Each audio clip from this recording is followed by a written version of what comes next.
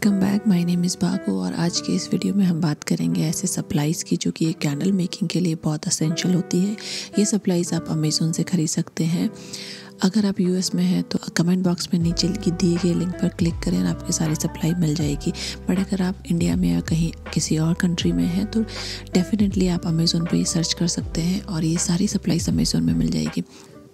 ये सारी सप्लाईज़ आपको कैंडल मेकिंग बिज़नेस स्टार्ट करने के लिए ज़रूरी है। इसके बिना आप अपना बिज़नेस स्टार्ट नहीं कर सकते हैं। तो चलिए हम बात करते हैं सबसे पहले पोरिंग पिक्चर की। पोरिंग पिक्चर एक टूल है जिसके अंदर आप वैक्स को गर्म करते हैं और फ्रेगरेंस ऑयल भी इसी में ऐड कर सकते हैं। अगर आप डबल बॉयलर मेथड यूज़ करते हैं तो इस पिक्चर को डायरेक्ट पानी के अंदर रख सकते हैं और अपना वैक्स गर्म कर सकते हैं। करंटली मेरे पास 4 डिफरेंट टाइप के पोरिंग पिक्चर्स हैं जो कि आप देख सकते हैं क्लीन नहीं होंगे, बट मोस्ट ऑफ टाइम मैं इन्हीं को यूज़ करती हूँ। सबसे छोटा वाला जो है वो मैंने स्टार्टिंग में लिया था और ये बेस्ट था क्योंकि अगर उस टाइम बिगनर्स में मैं बहुत ज़्यादा स्पेंड नहीं करना चाहती थी तो ये टूल मुझे सबसे बेस्ट लगा क्योंकि मिनिमम पैसों में खर्च करे हुए भी आप इसको यूज़ कर सकते हैं। नेक्स्ट जो रिकमेंडेशन आती है कैंडल मेकिंग के लिए वो होती है पॉट की। ये आप कहीं से भी खरीद सकते हैं या पुराना पॉट भी यूज़ कर सकते हैं। बहुत पैसा डालने की ज़रूरत नहीं है। सो इसके अंदर जनरली हम क्या करते हैं, उसको हाफ से ज़्यादा पानी से भर लेते हैं, फिर उसको गैस के ऊपर रख देते हैं। एक्चुअली ये called double boiler method candle making के लिए।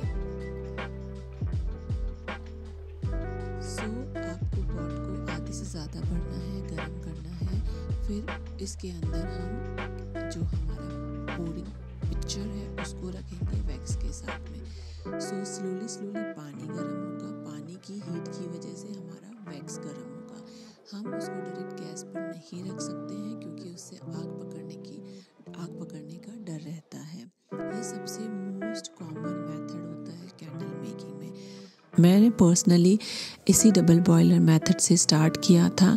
स्लोली जब बहुत ज़्यादा कैंडल के ऑर्डर नहीं आते हैं और इस स्टार्टिंग में जब हमें एक्सपेरिमेंट्स करना होता है तो ये डबल बॉयलर मेथड बहुत ही अच्छा रहता है। आप किचन के एरिया के अंदर आप आराम से कैंडल बना सकते हैं। आपको बहुत बड़े इक्विपमेंट की ज़रूरत नहीं होती है। स्लोली जब आपको कॉन्फिडेंस होता है और आपका मार्केट कैप्चर करने लगते हैं, लोग डिमांड करने लगते हैं, तो अपना प्रोसीजर को कम टाइम करने के लिए आप प्रेस्टो पॉट का यूज़ कर सकते हैं जो कि अमेज़ोन से या कहीं से भी खरीद सकते हैं।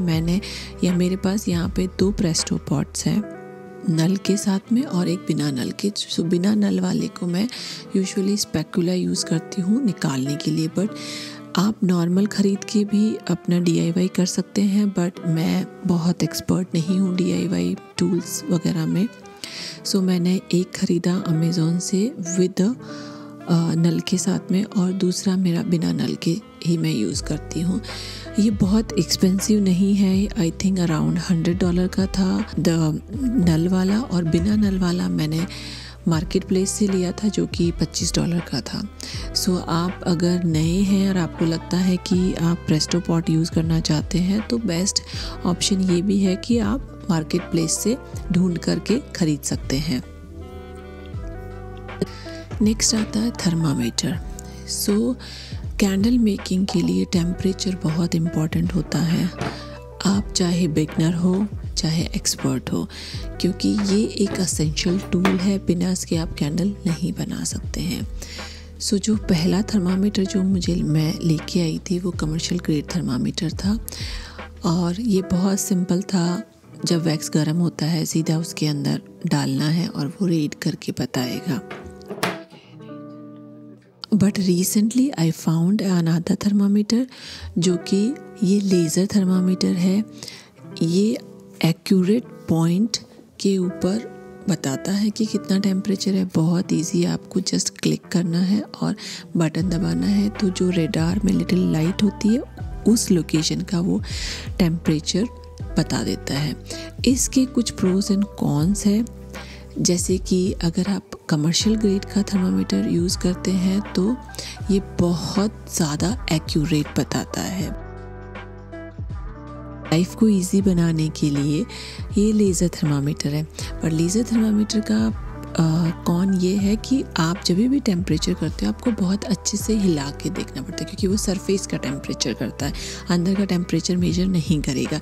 सो जब भी आपको टेम्परेचर करना होता है आपको उसको अच्छे से हिलाना है, देन वो करेक्ट टेम्परेचर देगा। अगर आप कैंडल मेकिंग स्टार्टर है तो मैं बोलूँगी कि आप कमर्शियल ग्रेड थर्मामीटर के साथ ही रहे।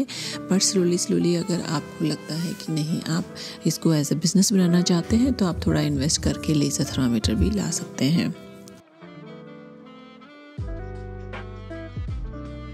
Next is scale, that is non-negotiable, not debatable.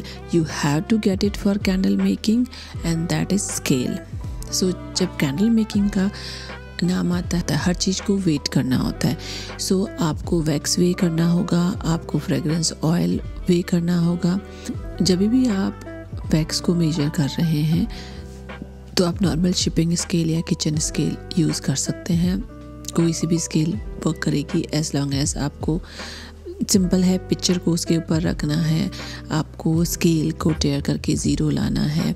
इसके बाद जो भी वैक्स डालेंगे वो उसका वैक्स का वेट होगा, क्योंकि आपने पिक्चर के वेट को कैंसिल कर दिया है।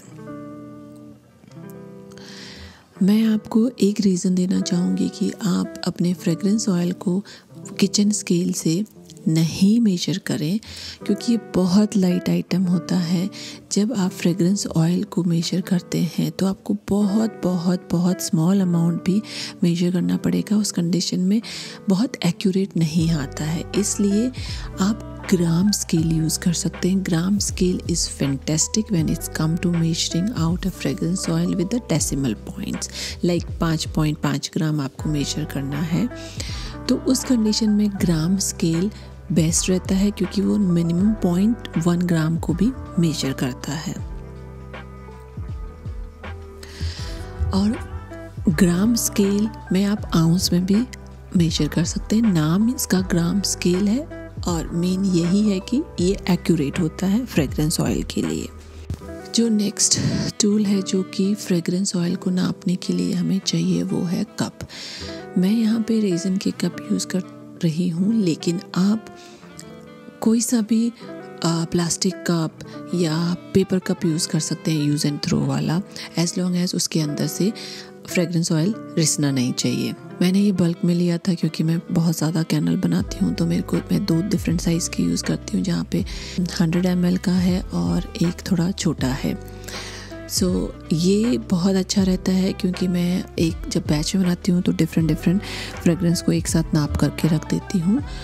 और इसको क्लीन करना आसान है, आप वॉश भी कर सकते हैं, अदरवाइज़ नॉर्मल पेपर टॉवल से भी क्लीन करके उसको रख सकते हैं। इनिशियल फेज़ के अंदर मैं बोलूँगी कि बहुत पैसा खर्च नहीं करके आप नॉर्मल कप यूज़ कर सकते हैं, या फिर अगर बहुत स्मॉल अमाउंट है तो आप डायरेक्टली भी डाल सकते हैं। नेक्स्ट आइटम जो है वो है कि आपको कुछ भी ऐसा वुडन या कुछ स्टेयर करने के लिए चाहिए ताकि फ्रेगरेंस ऑयल और वैक्स को अच्छे से मिक्स किया जाए। मैं जानती हूँ कि कुछ लोग मेटल स्पून यूज़ करते हैं, कुछ सिलिकॉन का यूज़ करते हैं। मैं ये वाला यूज़ करती हूँ जो कि मैंने वॉलमार्ट से लिया था। आप वुडन स्क्यूअर भी यूज़ कर सकते हैं जो कि बहुत सही रहता है। मैं हमेशा रीयूज़ करती हूँ उनको फॉर डिफरेंट सेंट्स के लिए, और बहुत ज़्यादा क्रॉस कंटामिनेशन का कोई इशू अभी तक तो मुझे नहीं हुआ है। बट आप अगर कुछ और यूज़ करते हैं तो क्या मेरे को आइडिया भी दे सकते हैं? I would love to know it. अगर यस तो कमेंट बॉक्स में डेफिनेटली कमेंट लिखिए कि आप क्या यूज़ करते हैं। So next item that you will need in candle making is something to hold the wick or wicks in place after pouring your liquid wax into container। यहाँ पे जो 10 ounce का जार यूज़ करती हूँ उसके लिए कस्टम विक होल्डर यूज़ करती हूँ। लेकिन गाइस आपको ऐसा कुछ करने की ज़रूरत नहीं है। आप क्वार्टर पिन यूज़ कर सकते हैं, या फिर आप क्लॉथ पिन भी यूज़ कर सकते हैं, या वुड के स्टिक्स भी यूज़ कर सकते हैं। हमारा मेन गोल है कि विक को सेंटर के अंदर रखना, ताकि जब भी हम उसको बर्न करें वो अच्छे से उसका हीट प्रॉपरली इवनली फैले। तो चलिए आपको बताती हूँ नेक्स्ट 2 ऐसे आइटम जो कि बहुत इंपॉर्टेंट होते हैं। एक होता है रबिंग अल्कोहल जो कि क्लीन करने के लिए चाहिए। आपको हाथों हाथ क्लीन करने के लिए अल्कोहल की ड्रॉप्स की वैक्स की ड्रॉप बहुत अच्छे से क्लीन होता है क्योंकि स्टिकी होता है। सो आप इवन टेबल भी क्लीन कर सकते हैं, आप जार्स क्लीन करने के लिए। उसके अलावा पॉट क्लीन करने के लिए मैं most of time rubbing alcohol का यूज़ करती हूँ। और नेक्स्ट है ग्लव्स, जो कि मैं रिकमेंड करूँगी कि अगर आप बिगनर्स हैं तो डेफिनेटली यूज़ कीजिए, क्योंकि कई बार वैक्स इधर उधर गिर जाता है, हाथों के चिपक जाता है। सो बेटर है कि आप ग्लव्स को पहन के करें। आप रीयूज़ भी कर सकते हैं। अगर मैंने इसको वैक्स को टच नहीं किया है तो, बट अगर वैक्स को टच करती हूँ तो वो स्टिकी हो जाता है, इसलिए मुझे इसको फेंकना पड़ता है। सो आज का ये वीडियो इतना ही था। ये सारी चीज़ें और टूल्स एक कैंडल मेकिंग की बेसिक सप्लाई होती है जो कि चाहिए होती है। अगर आपको ये वीडियो पसंद आया तो please give it a thumbs up और सब्सक्राइब माय चैनल अगर आपने नहीं किया है तो। And don't forget to follow me over Instagram. Thank you for watching. See you next time.